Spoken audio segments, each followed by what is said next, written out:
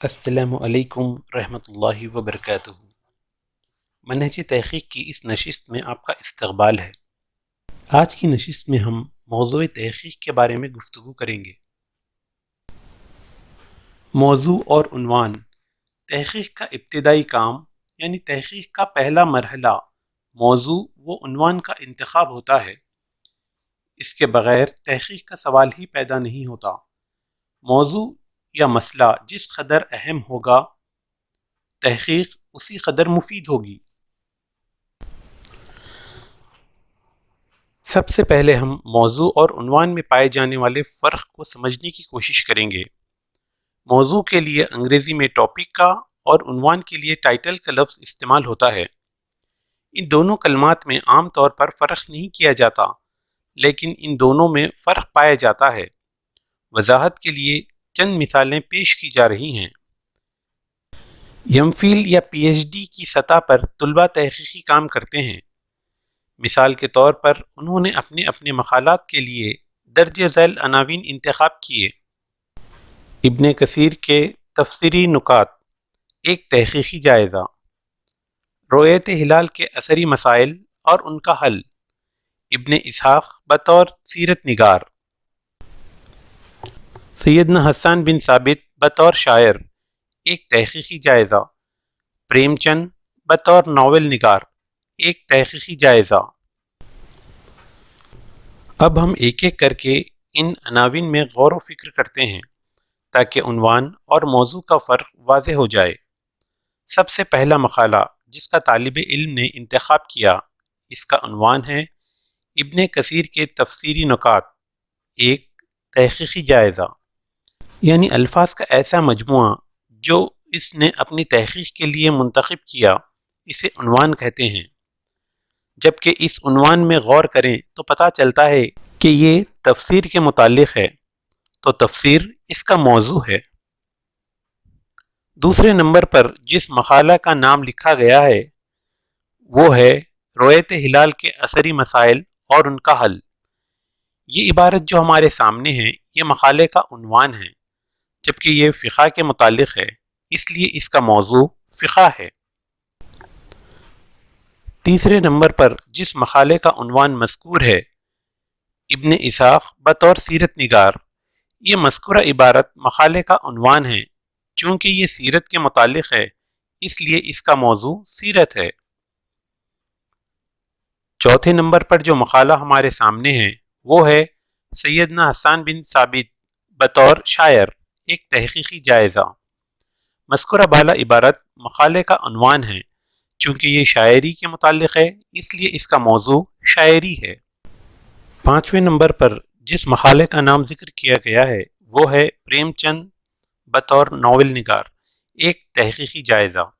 یہ عبارت مقالے کا عنوان ہے۔ چونکہ یہ ناول یعنی افسانوی ادب کے متعلق ہے، اس لیے اس کا موضوع افسانوی ادب ہے۔ اب ہم کہہ سکتے ہیں کہ عنوان ایک جز ہوتا ہے، جبکہ موضوع کل کی حیثیت رکھتا ہے۔ اسی طرح عنوان کسی علم یا میدان یا فن کا ایک جز، نکتہ ہو سکتا ہے، جبکہ وہ علم، میدان یا فن موضوع ہوتا ہے۔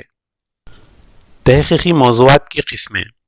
اردو میں تحقیقی موضوعات کو چند بڑے زمروں میں تقسیم کیا جا سکتا ہے۔ کوئی ایک ادیب، صنف، رجحان، تحریک، دبستان، علاقائی گروہی جائزہ، کوئی انجمن یا ادارہ، کوئی ایک کتاب، مثلاً تذکرہ، تاریخ ادب، داستان وغیرہ کا جائزہ، تدوین متن، ادبی حوالہ جاتی کتابیں، بین العلومی تحقیق، ادبی لسانیات یعنی ادب و لسانیات کو ملانے والے موضوعات۔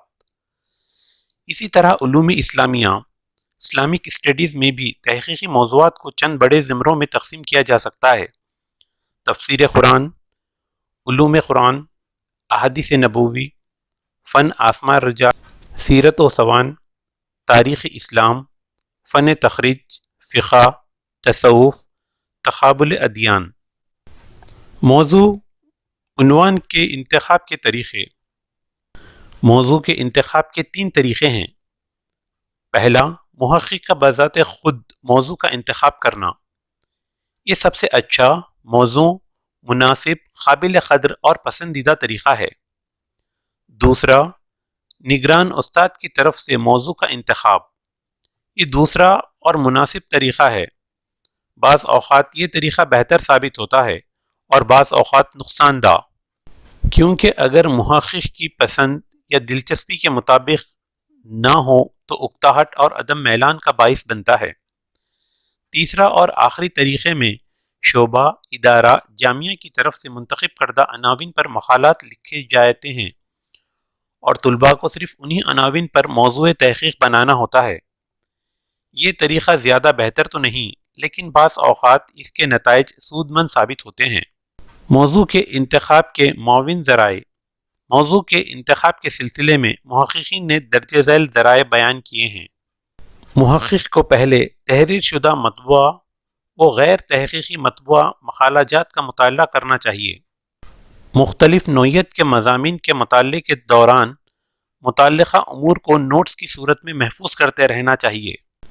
حوالہ جاتی کتب کا مطالعہ کرنا، فن تحقیق سے وابستہ افراد سے موضوع کے متعلق گفتگو کرنا، موضوع سے متعلق ٹی وی پروگرام اور تحریری و تقریری تبصروں کا تنقیدی نگاہ سے جائزہ لینا، متعلقہ اداروں کے سربراہان اور دیگر ارکان سے تبادلہ خیال کرنا، اساتذہ کرام اور پہلے سے مشغول طلباء سے مسئلے کے بارے میں ملاقاتیں اور تبادلہ خیالات کرنا۔ موضوع کیسا ہونا چاہیے؟ موضوع کا انتخاب کرتے وقت چند شرائط کا خیال رکھنا ضروری ہے۔ پہلی شرط یہ ہے کہ محقق کو موضوع سے دلچسپی ہونی چاہیے۔ دوسری شرط یہ ہے کہ موضوع ایسا ہو جس پر تحقیق کی جا سکے، یعنی موضوع تحقیق ایسا ہونا چاہیے جس پر کام کی ضرورت ہو۔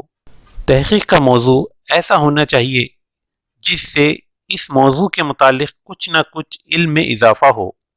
تحقیق کا موضوع ایسا ہونا چاہیے جس پر کافی مواد مل سکے۔ موضوع کیسا نہیں ہونا چاہیے؟ انتخاب موضوع کی تصویر تب ہی مکمل ہوگی جب دوسرا رخ بھی دیکھا جائے کہ موضوع کیسا نہیں ہونا چاہیے۔ موضوع خالص تنقیدی نہ ہو۔